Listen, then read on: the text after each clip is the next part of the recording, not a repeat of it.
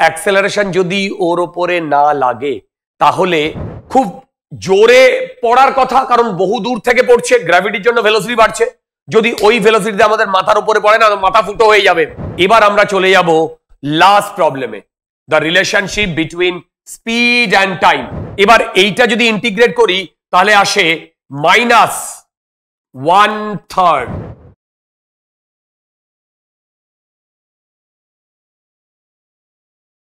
Hello students, আচ্ছা আজকে একটা ধাঁসু প্রবলেম নিয়ে চলে এসেছি নন ইউনিফর্ম অ্যাক্সেলারেশন মোশনের উপরে। যখনই নন ইউনিফর্ম অ্যাক্সেলারেশনের কথা বলছি তোমাদের মাথার একটা কোণে নিশ্চয়ই তোমরা বুঝে গেছো যে ক্যালকুলাস লাগবে। তো আর দেরি না করে কপি নিয়ে বসো আর ক্যালকুলাসটা একটু রিভাইজ করে নাও, স্পেশালি ইন্টিগ্রেশনটা। ওকে, তাহলে প্রবলেমটা তোমার চোখের সামনে দেখো। এখানে কি দেওয়া আছে? এখানে দেওয়া আছে the motion of a body is given by this equation, সেটা হচ্ছে dv by dt equal to 6 minus 3vt। এটা একটা ডিফারেন্সিয়াল ইকুয়েশন where বা when vt is speed। ওকে, আচ্ছা এর কোনো ইউনিটস দেয়নি, ডাজন্ট ম্যাটার, আমরা ইউনিটস মিটার পার সেকেন্ড স্কোয়ারে ধরে নিতে পারি বা মিটার পার সেকেন্ডে, রাইট? ওয়ান্ডারফুল। এবার if the body was at rest at t equal to 0, তার মানে গিভেন কি বলতো? গিভেন হচ্ছে t equal to 0, body is at rest, তার মানে velocity at time t equal to 0। দেখো velocity at time t equal to 0। আচ্ছা এটা গিভেন। এইবার চলে আসছি আমি এ পার্টে। এ পার্টে বলেছে what is the terminal speed। দেখো টার্মিনাল স্পিডের ডেফিনেশনটা কি? টার্মিনাল স্পিড হচ্ছে এমন একটা স্পিড যেটা তৈরি হয় অ্যাক্সেলারেশনের জন্য। অ্যাক্সেলারেশন সেই ভেলোসিটিটাকে তৈরি করে, করার পর সেই ভেলোসিটিটা কনস্ট্যান্ট হয়ে যায়। তাহলে যখন কনস্ট্যান্ট হয়ে যায় তখন তো আর অ্যাক্সেলারেশন ওর উপরে লাগে না। আরে ভাই, তখন তো আর অ্যাক্সেলারেশন ওর উপরে লাগে না। দুর্দান্ত।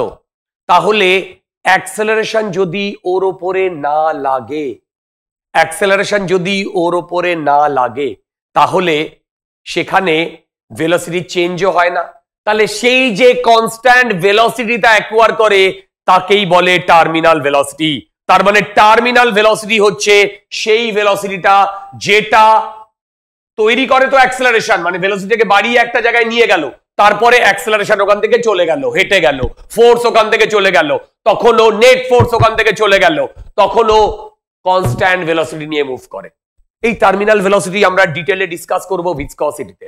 আই রিপিট, আমরা এই টার্মিনাল ভেলোসিটি ডিটেইলে ডিসকাস করব কোথায় কোথায় কোথায় বলো? ইন ভিসকসিটিতে। একটা এক্সাম্পল দিচ্ছি। এই যে রেইন ড্রপস গুলো পড়ছে, রেইন ড্রপস গুলো যখন পড়ছে তখন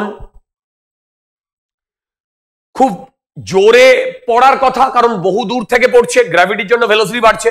যদি ওই ভেলোসিটিতে আমাদের মাথার উপরে পড়ে না, মাথা ফুটো হয়ে যাবে। কি বললাম? ওই ভেলোসিটিতে মাথায় পড়লে মাথা ফুটো হয়ে যাবে, রাইট? কিন্তু এই রেইন ড্রপ গুলো একটা সময়ের পর বা একটা ডিস্টেন্সের পর একটা কনস্ট্যান্ট ভেলোসিটি অ্যাকোয়ার করে এবং সেই কনস্ট্যান্ট ভেলোসিটিটাকে বলে terminal velocity.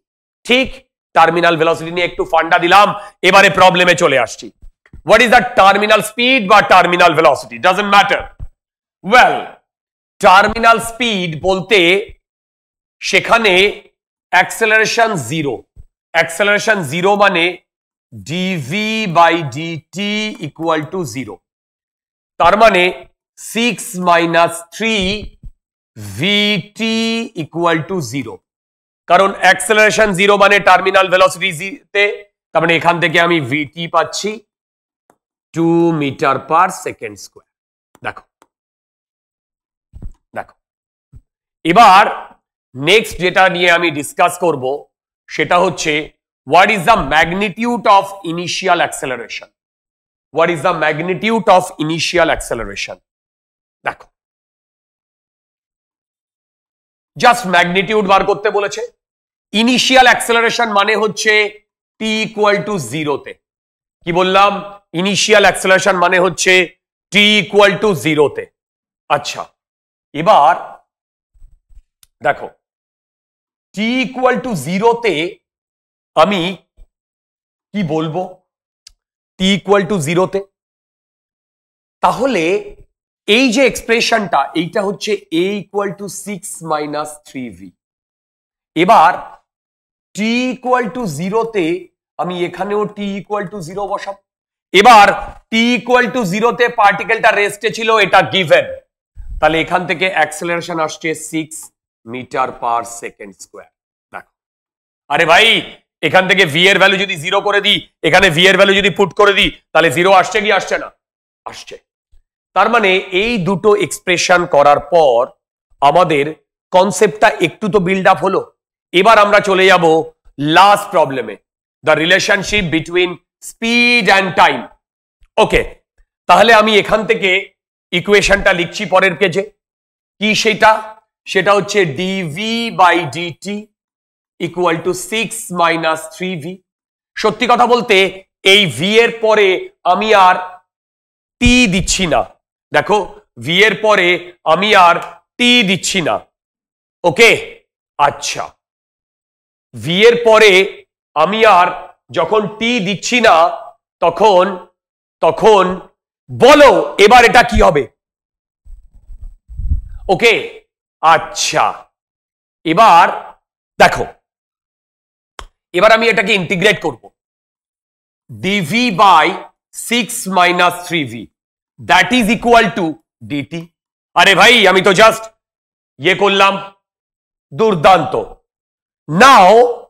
Now dv by 6 minus 3v equal to DT.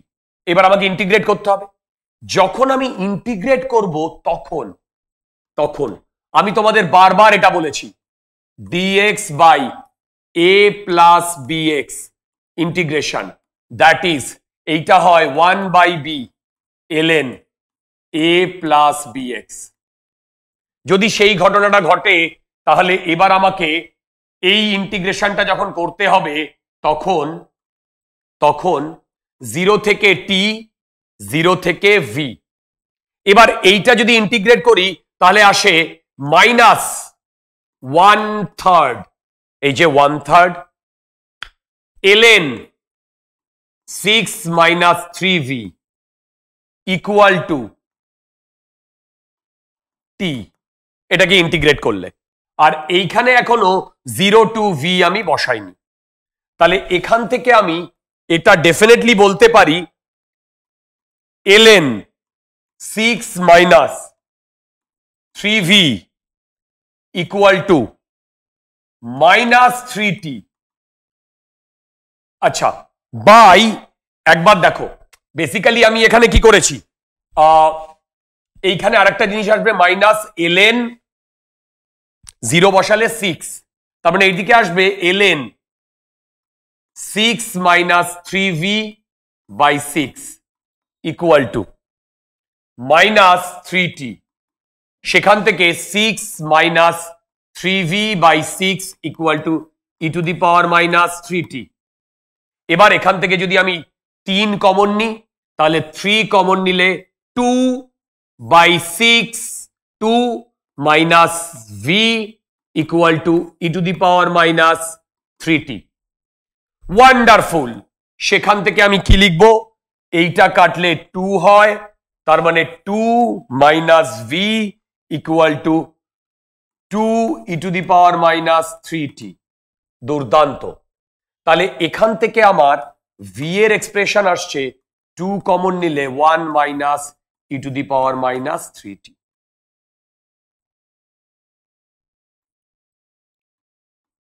দেখো, এই এক্সপ্রেশন আমাদের ভেলোসিটি আর টাইমের মধ্যে রিলেশনশিপ বার করতে বলেছে। যদি আমরা এটা ক্যালকুলেট করতে পারি তাহলে গুড এনাফ। আমাদের প্রবলেমে আমরা তিনটেই কমপ্লিট করেছি। That's the end of today's lecture.